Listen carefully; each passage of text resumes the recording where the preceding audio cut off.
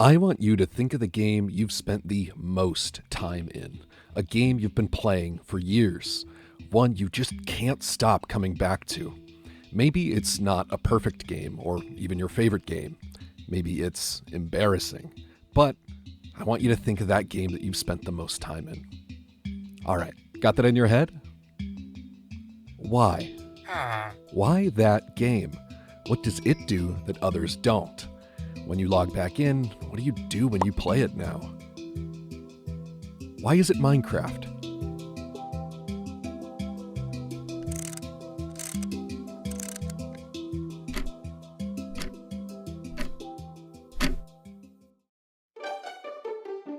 When writing my review of Genshin Impact, I noted that it's one of a handful of games that has kept me engaged for hundreds of hours.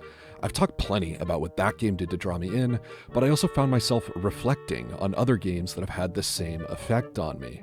What is it about Overwatch and Zelda and Minecraft and Skyrim and Final Fantasy XIV and Call of Duty and Elden Ring that makes me open them up time and again, despite knowing I have a backlog to play through that makes Daryl Talk Games look sane?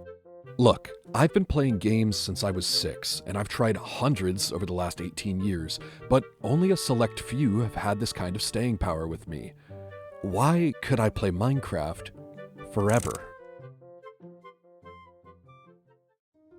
When trying to find my answer, I decided the best way to go about it would be to look critically at my list of forever games and ask myself questions about them. I tried asking what kind of games they were, how long they take to beat, when I first played them, but there was one question I came up with that provided all the answers I needed, and it's one I posed to you in the intro. What do I do when I play these games today? And then, a natural follow-up question, how does the game enable me to do that? The answers I came to led me to identify 3 primary ideas that make up a forever game.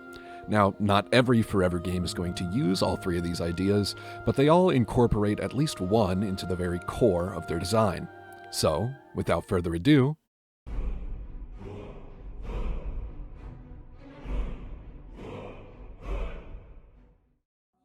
if you're familiar with the titles that I listed as my personal forever games, you'll likely have realized that many of them are open world games. These games have lots of content, usually containing a long main story, tons of side quests, and tons of smaller objectives dotted around the map. If your goal is to keep players engaged for a long time, one of the most effective ways to do so is just by giving them more to do. More to play results in more time played. Genshin Impact has sucked over 3,000 hours out of me, and I've still only completed about 80% of its content. Zelda Breath of the Wild and its sequel, Tears of the Kingdom, both take over 200 hours to 100% complete for most players, with most of that time being spent on shrines, side quests, and mini puzzles. Skyrim has enough dungeons to keep you exploring for years. Edge Omega is the only person I've seen crazy enough to have tried a 100% speedrun of that game, and it still took 100 hours for a speedrun. Elden Ring has a similar amount of dungeons to clear and gear to find, but I actually don't think you can ever truly replay Elden Ring. But that's a future video. Stay tuned. All of these open world titles have enough content just in completion that you could play them for months or years, but months and years is not forever. So that's just a part of the formula. If you're a developer and your players are running out of content and losing interest, what can you do? Well, give them even more. Live service games have their pitfalls, but providing updates that add content to your game will ensure that players regularly have something new to experience. The most extreme example of this would be in an MMO, where content is added year after year, continually expanding the amount of things to do. I have 750 hours in Final Fantasy XIV, but I'm all the way back playing through the patch that was released in 2017. Sheer content volume can make games that are impossible to put down. Even being years behind in FF14, and even with all my hours, there are so many systems that I haven't interacted with. I haven't tried half the classes, haven't touched crafting, haven't looked into player homes, haven't done high tier raiding, haven't completed its deep dungeons, and so much more. I was only able to find a record of one player who has managed to complete all achievements in FF14, and that was before last year's Dawn Trail expansion. I could probably play no other game for the next decade and not catch up. By virtue of unprecedented content scale, Final Fantasy XIV is a forever game. Okay, so developers can make their games larger to keep people playing longer, and can update that game as time goes on to increase its amount of things to do. But that all takes tons of time and resources, which isn't something every studio has in droves. So how can you scale up your game on the cheap?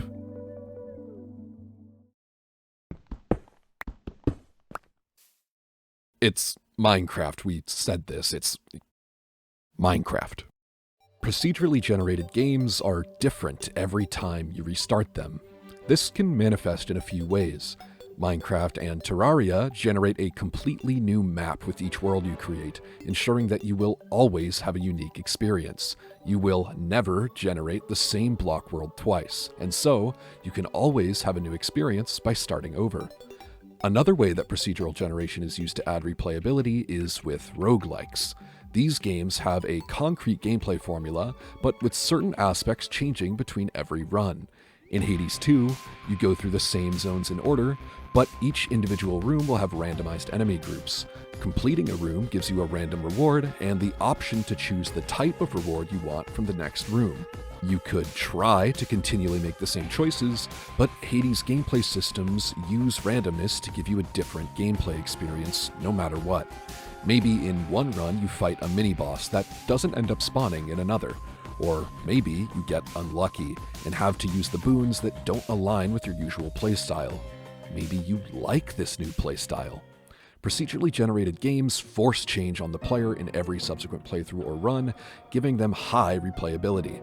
And since the variation in content is created by an algorithm, this can be done with far less development resources than trying to create more assets would take.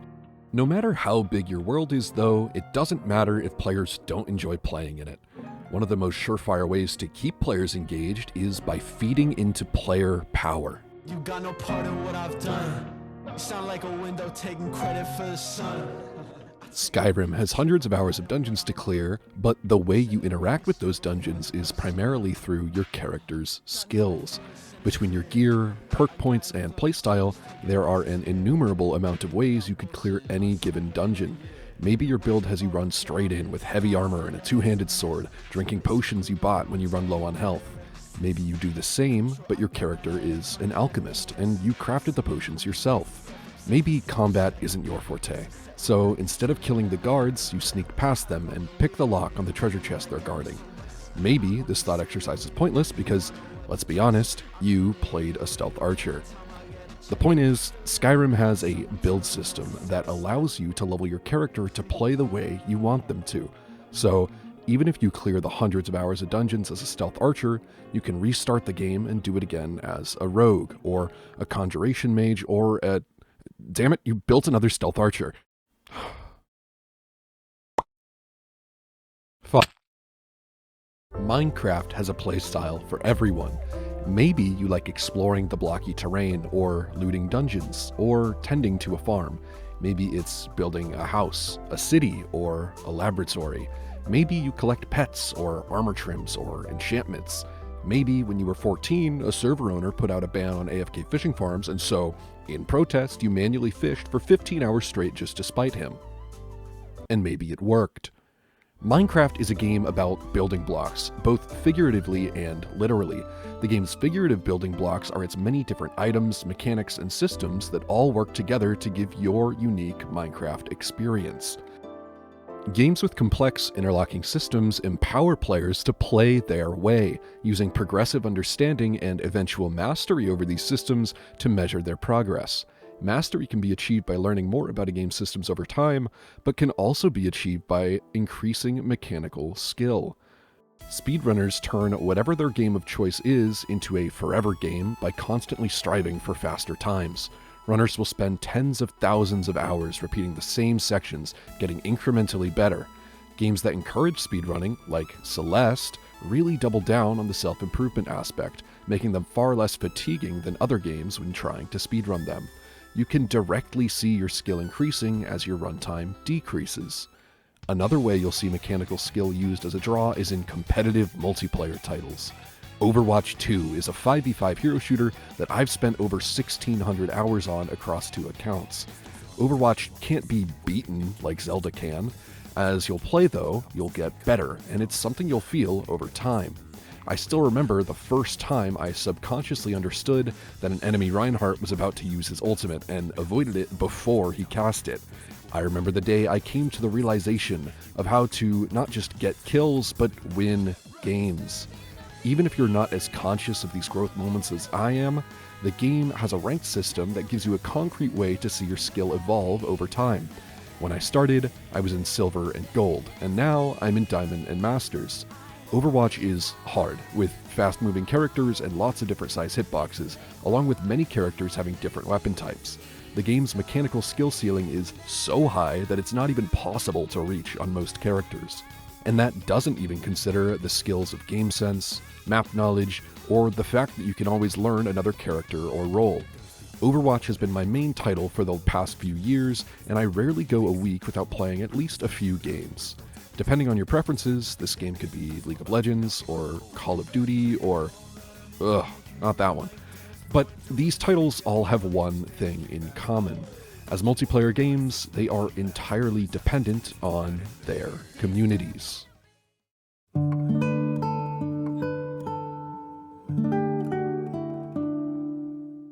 Now, obviously multiplayer games need an active community, but any game looking for longevity benefits from having one. Breath of the Wild and its sequel are great, long games, but a lot of people will finish them and then move on to the next thing. Some people, however, might find themselves drawn to online discussion and communities surrounding the games.